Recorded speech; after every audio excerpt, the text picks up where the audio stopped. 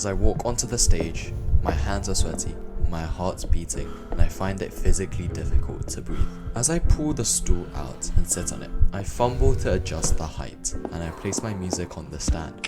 All the lights are on me, and they're really bright. I can feel them. They're almost too hot on my back. I don't look into the crowd, but I can imagine all the faces staring. I look in front of me and it's an engineering marvel. A Steinway full grand piano, 200,000 worth of fine machinery, strings and metal. Feels almost wrong touching it. It's a whole different piano to the one that I'm used to practicing on. I briefly close my eyes and take deep breaths. I clear my mind, do a physiological sigh, all the tricks in the book to calm my nerves, but they don't work. I suddenly get a surge of thoughts. What if I mess up? What if I embarrass myself? I knew I shouldn't have agreed to play in this competition, but I push all of these thoughts to one side. I lift my shaking hands on top of the keys and I play. The worst thing that could happen happens. I forget some of the piece. I make mistakes, I mess up. But the thing is, I'm proud of myself. And to people who know me, they'll know that I'm not someone who is proud of myself often. This is one of my flaws. But the reason I'm proud now is because this isn't the first time this has happened. Almost identically, I was 10, in a different school, on a much worse piano. I had to play the piano in assembly in front of the whole school. And I don't think I played a single correct note. I had practiced so many hours, and at home it was perfect, to the last detail. But when it mattered the most, I choked. I went home and I cried, I felt distraught, and I vowed to never play the piano again. I quit taking lessons, and so the piano stayed untouched in our living room for 5 long years, collecting dust. And then something happened, Liebestrom. And as cringe as it sounds, I was enthralled, mesmerized by this piece. I actually came across this piece by chance on TikTok, and the glorious cello-like bass notes with the full rich harmonies all encapsulated the sweet cantabile melody with fiery passion and vigor in the second part all enchanted me. I had vowed to never play piano again.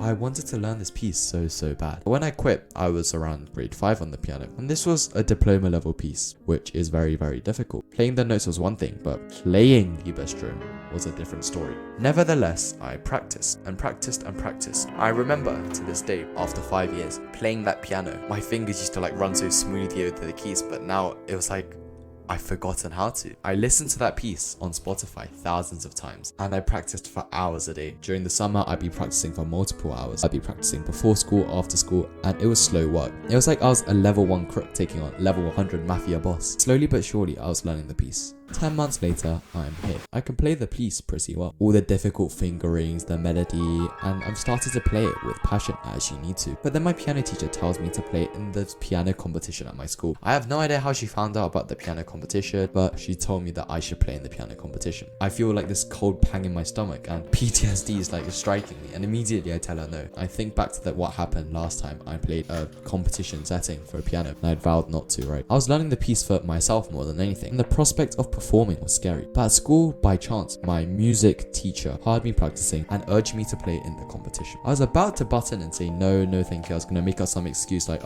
actually I have a meeting then. But I realized that this was a risk I should take. One thing I've learned this year was that the best things in life comes with risk. People say, J-Spark, you speak so well on camera. J-Spark, you're such a gifted, naturally able YouTuber. But I was so scared of speaking on camera. I still am. I just decided f it, and I propped up my phone on my music stand, pointed it at myself, and I just spoke. And I messed up. It took 10 takes, and it was a really nerve-wracking experience. I had thought about doing YouTube before in the past, but I'd just been too scared. What if people think I look funny? What if my friends find out? And I took that risk, but maybe that was the best decision of my life. People say I'm lucky to have good genetics and have a good physique. It's not luck. I have really bad genetics. The prospect of going to the gym was so scary to me. What if people think of me negatively? What if I'm doing this exercise wrong? What if I get clips and put on TikTok? What if people laugh at me? I remember I was doing shoulder press on the first day of the gym. I was sitting, and then across me there was this tall, buff ginger guy and his friend. And that ginger guy looked at me and he just turned to his friend and started laughing. I mean, to this day, I don't know, maybe they were just joking around, and that's probable, right? But to me back then, I thought they were looking at me and laughing at me. I was actually on the verge of tears. I was so scared you didn't even understand. I wanted to use the machines, but I couldn't because they were so occupied and I was too scared to. I remember telling myself that day, nah, this is not it, this gym thing, it ain't it for me, chief. I went again the next day, and then the next, and then the next, and maybe that was the best decision of my life. Back to the piano competition. I wasn't expecting to win, but for me, winning was performing in front of all these people, especially especially after I'd vowed not to. Sure, it wasn't a good performance, but it was better than last time. By no means it was bad. For my standards it was, but more than anything, the experience I got was amazing. Playing on such a grand and beautiful instrument is a once in a lifetime opportunity. The nerves I felt and the risk I took, me working towards something difficult and hard, a month or two I was really grinding that piece, that meant so much. And I'll do it again next year and do even better. Taking risks is difficult. Like, step out of your comfort zone, like, oh guys, like, oh, comfort zone, you always can hear it, but it's true. It really does grow you so much. Even small things. Taking the risk to study for that test because you're afraid of still studying and doing bad. Or maybe bigger things like posting that video you always wanted to. Posting your singing cover on YouTube because you always wanted to be a singer but your parents said no. Taking art classes or learning that new martial art because you always wanted to but it's too risky. What if people make fun of you? Signing up to that sport you always wanted to do but starting to learn that instrument. For the longest time, I always blamed others for things that I couldn't do. Others will laugh at me. Others won't support me. My parents won't like it. Others won't approve. But I realized that none of this was true and this was all a mask, a facade, and it was actually me holding myself back. It's always your own brain telling you you can't do it. Sometimes you should just turn your brain off and just do it. Overthinking of all the consequences, like what if this, what if that, led me to not post my first YouTube video for so long, even after I had planned it. But then on a whim, it was like pretty late at night, I hadn't got enough sleep, my brain wasn't working. That moment where I just decided, oh, I'm just gonna post that video, that's when I ended up posting it. Suddenly all the friction was gone because I had done it. Overthinking is something we all do, but in the magic of thinking of it, David Schwartz quite literally says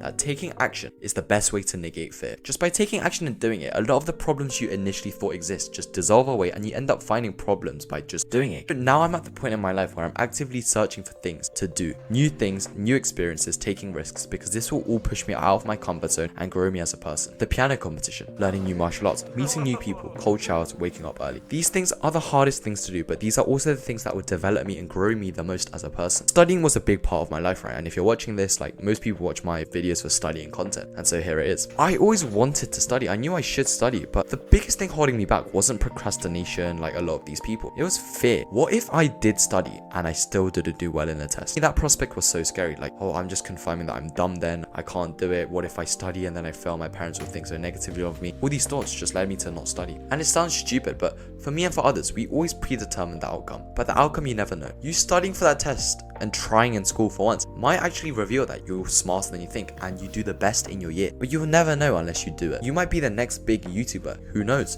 You never know. After watching this video, take one risk. Write it down and promise me that within 24 hours, you'll do it and take that risk. Fun fact, the reason that I posted my first YouTube video is because I was watching a YouTube video on how to make money as a student, and the YouTuber in that video quite literally said, if you don't post a YouTube video within 24 hours after watching this, you're never gonna make it because you're just gonna find an excuse and you're never gonna post that video. I actually took that advice and did post that video, and I can tell you that taking the action and actually doing it, stepping over that first barrier is the hardest part. For me, I want to talk to new people now. For you, it might be studying for that test, waking up early, going to the gym, but within 24 hours, do it. If you want further accountability, join Superior Students. Right now, we're doing a 60-day challenge called Student 60, and everyone in there is keeping you accountable. Each day, you have to post on social media, so that's already a risk, but part of it is waking up early, reading fitness, and so it's going to stretch you and push you out of your comfort zone. And so if you always wanted to do more and you wanted an excuse to do it, Student 60 is the challenge that's supportive and student-led, and I can promise you it will change your life. Take the risk.